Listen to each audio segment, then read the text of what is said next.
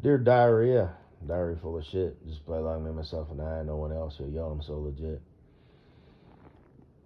I watch a fair amount of these Jurassic Park clips. They're homemade actually, from YouTubers and whatnot. Not a lot, but every now and then when they, just every now and then. So, like the one it's called Battle at Break Rock Mountain or something like that, where the Allosaurus or whatever tears apart the camper trailer, and at the end they're like facing off with the dinosaur with like a pipe and an empty fire extinguisher, and then the daughter shoots it in the eye with a crossbow. It's like 5 to 10 minutes long, I think, something like that. And then there's the CGI one. I have it in my cool folder, I believe, where it busts through the window and grabs that dude. That was pretty cool. He walks in the house and it's looking in the window, and he goes and shuts the window, whatever the hell. Or I don't remember, but it walks away and you can hear it walking away, and it's like, oh, okay, it's safe now, and then it blasts through the window. Which, by the way, I heard that in the Jurassic Park 2, when it's in the backyard, it was supposed to bust through that window, look around and sniff, and then turn around and walk away, but they removed it for time reasons. But there's some other stuff, it's more CGI, which, another thing, I had it in my Cool 2 folder because, technology, it stopped putting it in there. Folder. There's other folders with more shit in it, but for some reason it stopped, so I had to create another file because, faggot fucking technology shit, you know. But, self-driving crypto. But, it was, I don't know if my dear aunt, family, and friends got the chance to see it, those who frantically, um, tune into my YouTube channel. But it was a guy where he gets out of his truck and the T-Rex walks around like the shed, and he's chasing this guy. But that wasn't CGI. It looked real, and he jives under his truck and he kind of sniffs a little bit, and then he walks off. But he deleted it. They, faggot shit. But there's a lot of CGI stuff, and it's called like analog found footage, and there's a lot of cool stuff there. And I stumbled across one that wasn't that. It was a little bit lower quality. It's just over a minute, I think. And it just popped up as a suggestion, and I just clicked on it out of curiosity. And it's kind of funny because it's based like on the first Jurassic Park movie, which came out like forever ago. And I remember watching it in the theater. And it's like the red and green, car with the Jurassic Park logo on the door. And it won't start. You can hear it cranking, and the headlights are flickering. And so first the T-Rex comes out and he kind of sniffs like a dog. He kind of raises his nose in the air. So I'm like, okay, yeah, this is gay. This is some fag shit. This is a computer boy. And then the car starts and it pops a wheelie. So I thought that was kind of funny. And then it goes around a corner and it's on two wheels. So that was funny. And then another dinosaur, T-Rex, side swipes it. And since we're on the topic of faggot-ass computer boys, a couple days ago, there's another CGI channel. They use CGI to help tell the story. There's like a narrator who tells the story, and they obviously hired some faggot fucking bitch who's under 30. Probably either a former video game developer or wants to be a video game developer, whatever. It was a short little story about some 3 American pilots flying the P-47 Thunderbolt, or the Tub, or the Juggernaut, as they called it, because it was basically an engine with wings. It's like this big-ass airplane. And they did the dang, and they shot down some, Japanese aviators and stuff. And I'll skip the details, but in the beginning, when they're kind of flying along, it shows the 3, which is an odd number, literally. Usually, there's 4 even numbers, for the wingman concept or whatever. But it shows one guy, like, not doing a barrel roll, but, like, twirling in the air. And I remember I saw that just instantly when I saw it. I thought, yep, this is a modern piece of shit, Um, I doubt they were, hot dogging it, while flying from point A to point B up in the air. I think it would be, dangerous, obviously, if you're in close quarters. Probably a waste of fuel. Maybe like after, if you're spread far apart and whatever, if you want to do a roll or whatever, fine. But it was just, it was stupid. It was really, really stupid. And I thought, you goddamn computer boy, smearing, shitting all over history, So, because I don't think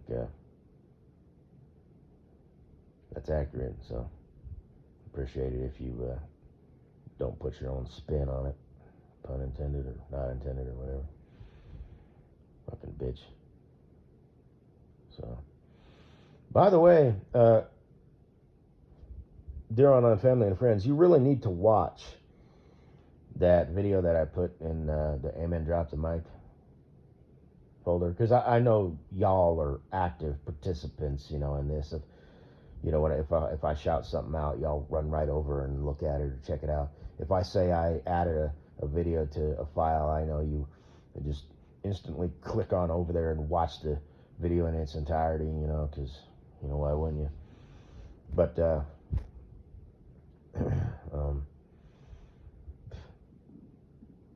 something's up, something's up with Boeing in particular.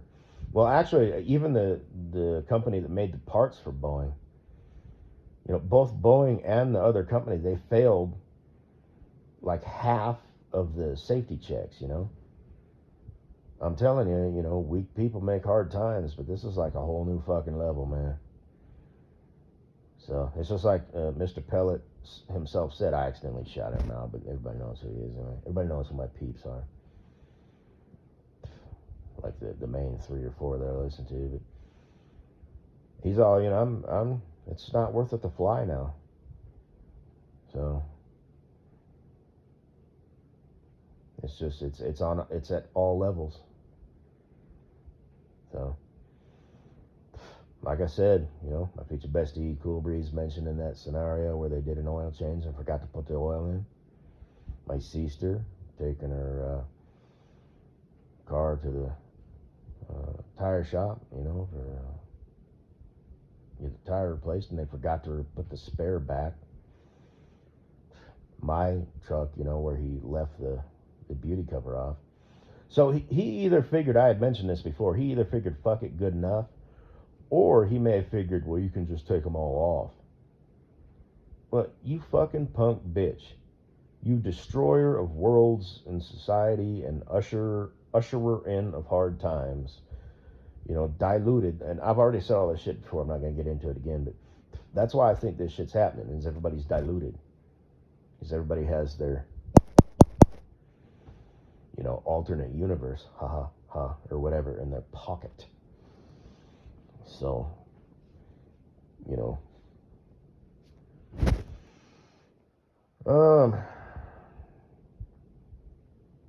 that's bullshit. That is just complete and utter horseshit. You wrong.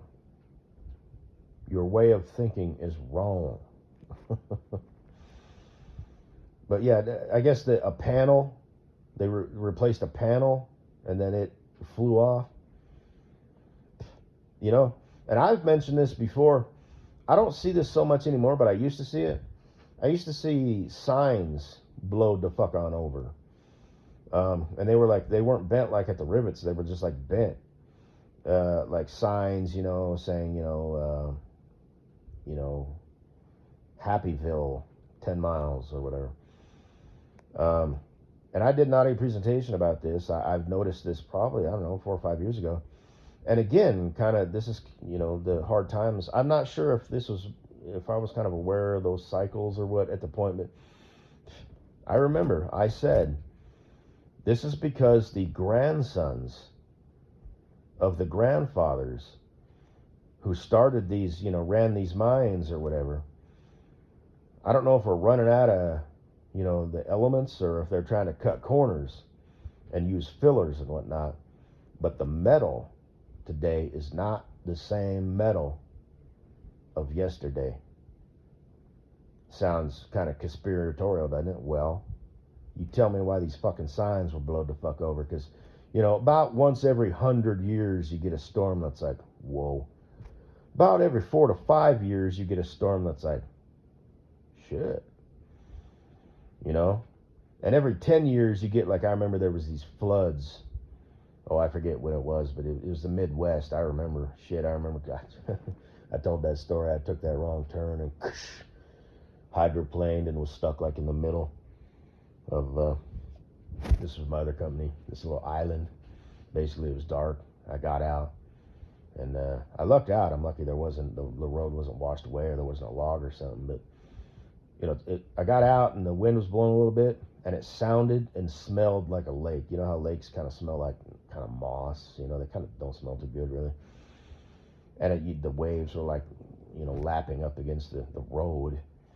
And it was just pitch black, and there was nobody around. And I had to back out of there. And the trucks I drive now with the company, they got lights that shine down the side, so that would have been really super handy. Like actual lights. They shut off if you're doing over 5 miles an hour. But my truck didn't have that, so I'm basically like dead reckoning. I'm looking forward at the road. And I probably went, a couple 100 feet, and I had to back straight out, looking at my oasis, my island disappear, and it's dark and there's no light, so it's just black around me. And I'm keeping that trailer straight, and finally, it was up to like the mid tire, and so I'm in the water now, just backing out of there, watching literally just a little section of asphalt, and there was like logs and shit. Plus, I knew it was good because I came from that direction, so I knew the road wasn't washed out, and backed out of there. And then I was on land, or the road. Had to back down there. I was gently riding my brakes, so the brake lights would at least illuminate, the road a little bit behind me, and to a a little side road, and backed in there, and then turned around and got back out on I-29. So much for that. But yeah, those floods, man, damn. I mean, there were stop signs that were completely underwater. But anyway, and like I said, here in the great state of Marijuanaville, aka Faggotville, or Colorado, about every 4 to 5 years, you get some wicked ass storm. Which, by the way, it didn't hardly snow out here at all. That's kind of weird. It was just light dustings. But what the fuck was I talking about? Oh yeah, so so the metal. It's not the same shit. And this shit matters, like screws, like if you're using nails or screws outside, well, they better be stainless steel. Otherwise, within 7 to 10 years, they're going to literally rot away. And the same thing, like if you're building something. If it's going to be outdoors, or if you're building a trailer or something, make sure, it's the right shit. Not all metal is created equal. So, but I haven't seen that in a while. But that might be just because I drive pretty much in Colorado and the surrounding states. So maybe that's what happened with them rivets. It was the grandson of, the grandfather who made rivets who held. And now, the grandson is trying to cut corners to pump it into the stock, and of course give himself a raise and whatnot. The employees ain't seeing any of that money, but he is. And rivets aren't as strong as they used to be. Sounds kind of conspiratorial, right? Tell yourself that, and I know you will. You're taking on air, ain't you? So, I mean, humans have always been garbage, but they're getting worse. They absolutely are. So, and like I said, I've said this for years. It's worse at the bottom, but it's a society thing. So if you've been drinking the Kool-Aid,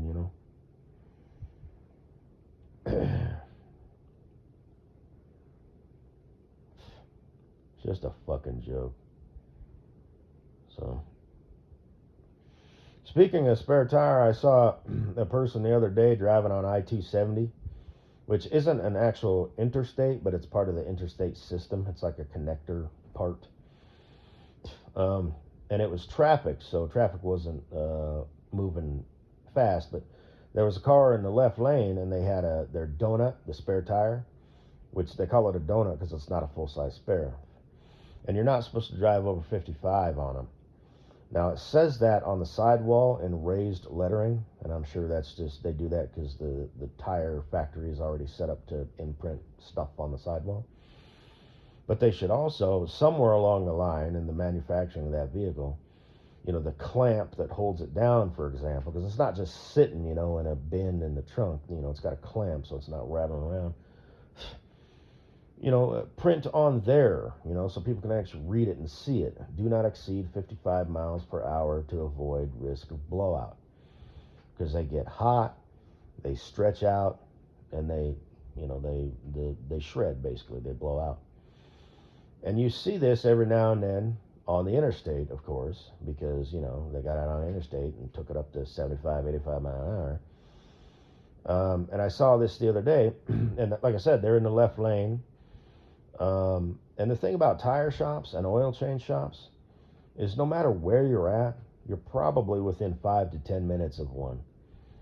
They're kind of like fast food joints, just get on your phone, And this person was in the left lane, not going fast, but I'm assuming they probably were not on their way to a tire shop. So, and when I passed them, not only were they on their donut, but it was low on air. So I thought, yeah, that's not going to last. And this was during I saw it, I believe it may have been Wednesday night, yeah, which is when the stuff happened, because it was Wednesday night through Friday. And, even though it's cold, there's sections, where you could get up to speed, even in the storm, and the tire's still going to get hot, even if it's cold out. And like I said, it's not only it heating up, but the rubber, being flung centrifugal force too fast, and it's kind of a combination of both. So I wouldn't doubt it if they got stranded, blew out their donut, in bad weather, on the side of a nasty, slushy road where a tow truck couldn't get to them, and for a couple hours or whatever. Or maybe they weren't out driving. I did notice that there was less traffic on Thursday. There was more on Friday, but not as much as there usually is. So. Anyway, guess that's all I got to say, baby.